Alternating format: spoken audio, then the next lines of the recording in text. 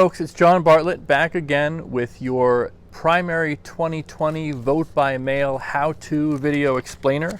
I'm going to give you a tour of what's in the envelope for voters here in Passaic County and explain how to cast your primary ballot with a vote by mail system.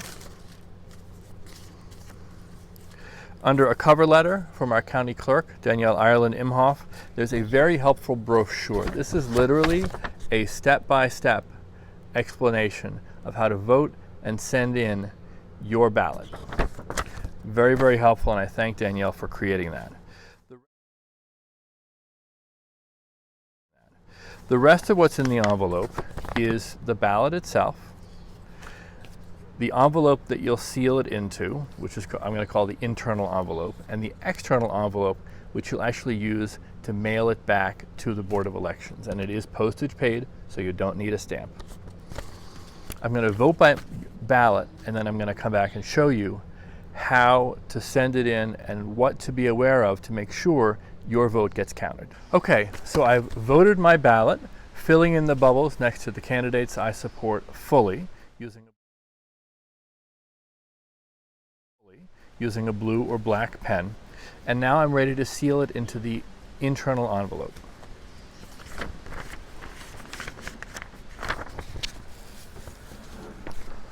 So seal that up. Do not tear off the flap, because this is how you prove your identity as a voter. When you go to the polls, you sign your name in the poll book next to your name and an image of your signature. In just the same way, the Board of Elections is going to use your signature to make sure that this is indeed your ballot. So in the long yellow bar next to signature of voter, sign your name. That is what the Board of Elections will compare to the signature image in your voter file to make sure that this is indeed your ballot. If you've read about the current disputes over ballot counting in the recent Patterson municipal election, one of the issues there was the use of signature matches to determine whether a ballot was valid or whether, in fact, it may not have been actually the vote of the person who was entitled to cast that vote. So that's what that's for. By the way, our signatures change over the course of our lifetime. If you ever feel as though your signature has changed enough that you want to make sure it matches, you can always re-register to vote. You can always fill out a brand new New Jersey voter registration form available at njelections.org and sign your name the way you do now and keep your voter file up to date. But I've now signed my form, I filled out the rest of the paperwork, I'm ready to put it into the exterior envelope.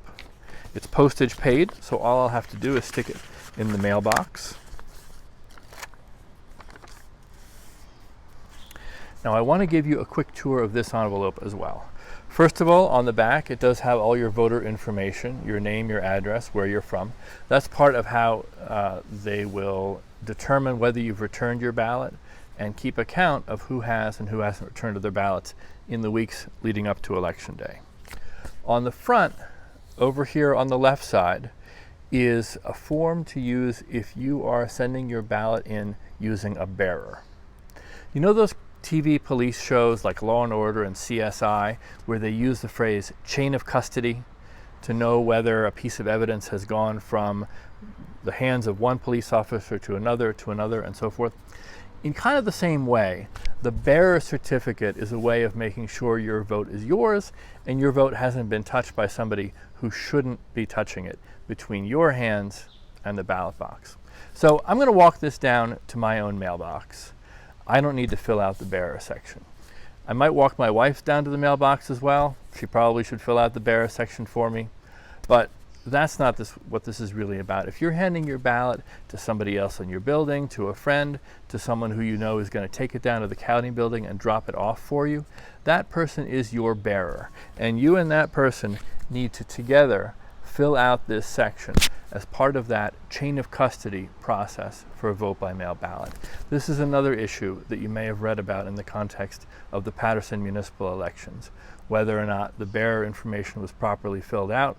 Even if somebody's carrying it down to the corner blue box for you, that person should fill out, and you should fill out with them, this bearer section. So this is your completed ballot ready to mail. Maybe you have a bearer, maybe you don't, but stick it in the U.S. mail.